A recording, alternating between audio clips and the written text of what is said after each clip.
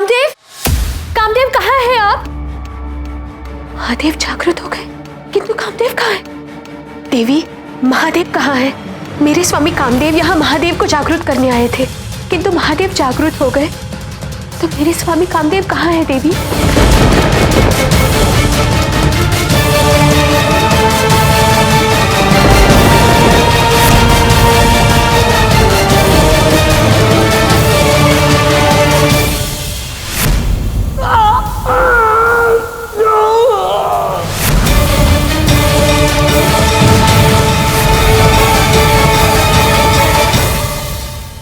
मैं नहीं जानती कि मैं तुमसे क्या कहूं बहन। बहन कहने का दुस्साहस मत करना। वो तुम हो जिसके कारण मेरे पति यहां आए और जलकर भस्म हो गए। कुछ समय पूर्व हमारी आंखों में हमारी प्रेम के प्रतीक, हमारी संतान का सपना था, और अब मेरी आंखों के सामने मेरे सपने, मेरे प्रेम की भस्म का ढेर रखा है, और ये सब केवल तुम्हारे कारण हुआ है। तुमने मुझसे केवल मेरा अर्धांग ही नहीं, मेरा मातृत्व का सुख भी छीना है, और इसका मूल्य तुम्हें चुकाना ही होगा।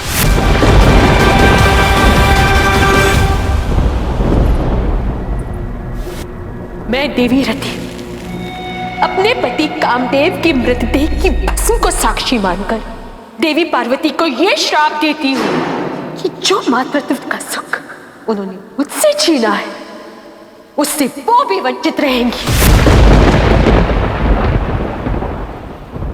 वो अपने गर्भ से कभी किसी योनित संतान को जन्म नहीं दे पाएंगी।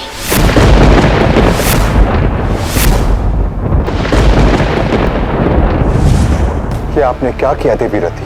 कि जानते हुए भी कि ये कौन है, आपने इन्हें इतना भीषण श्राप दे दिया? मैं केवल इतना चाहती हूँ कि मुझे मेरे पति वापस मिल जाए। मुझे हमारा परिवार चाहिए। आपकी पीड़ा का अनुमान है मुझे देवी रति, किंतु जो श्राप आपने दिया है उसके परिणाम बहुत भयानक होंगे। मेरे सर्वस्व महादेव जागृत होने के बाद सबसे पहले मुझे देखा, और जब मेरी उनसे दृष्टि मिली तो वो मुस्कुराए भी। तो मुझे तो परम आनंद की अनुभूति होनी चाहिए ना, परंतु इस समय जो मुझे अनुभव हो रहा है वो इस पीड़ा का कि मैं अब कभी भी मां नहीं बन पाऊंगी।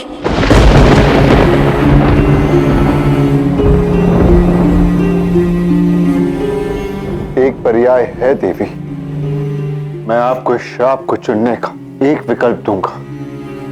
आपके बदले मैं इस श्राप को स्वीकारूंगा।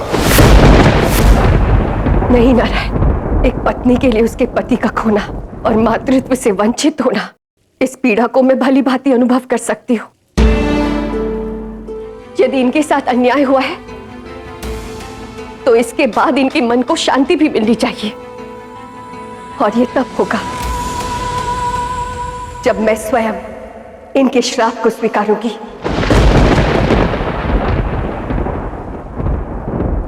देवी रति, मैं शैलपुत्री पार्वती आपके श्राप को सहर्ष स्वीकारती हूं।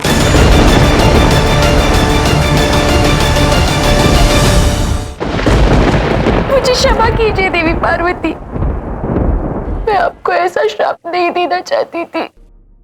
आज आपने जो खोया है ना मैं उसे वापस लौटा सकती हूँ, और ना ही आप अपने श्राप को वापस ले सकती हैं। और हाँ, इस घटना से हमें एक सीख भी मिल गई कि मृत्यु से कोई मरता नहीं, बल्कि इससे वो जीवन पथ पर और सशक्त हो जाता है। महादेव ने भले ही कामदेव का शरीर जलाकर भस्म कर दिया हो, किंतु उन्हें कोई मार नहीं सकता। वो बिना अंग के भी सृष्टि में विद्यमान रहेंगे, क्योंकि कामना के बिना संसार का अस्तित्व हीन हो जाएगा। इसीलिए आज से कामदेव अनंग देव के रूप में जाने जाएंगे। एक ऐसा देव जिसका कोई शरीर नहीं होगा, जो अपने निर्गुण रूप में इस सृष्टि पर अनंत काल तक जीवित रहेंगे। हे नारायण, यदि कामदेव का अस्तित्व अभी भी इस सृष्टि में है, तो कृपया करके उन्हें एक नया जीवन दे दीजिए। उन्हें निर्गुण रूप से सगुण स्वरूप में ले आइए नारायण। नहीं देवी, मैं ऐसा नहीं कर सकता। महादेव के तीसरे नेत्र की क्रोधा अग्नि का तोड़ इस सृष्टि में नहीं है, इसलिए कामदेव का अपने शगुन रूप में आना असंभव है।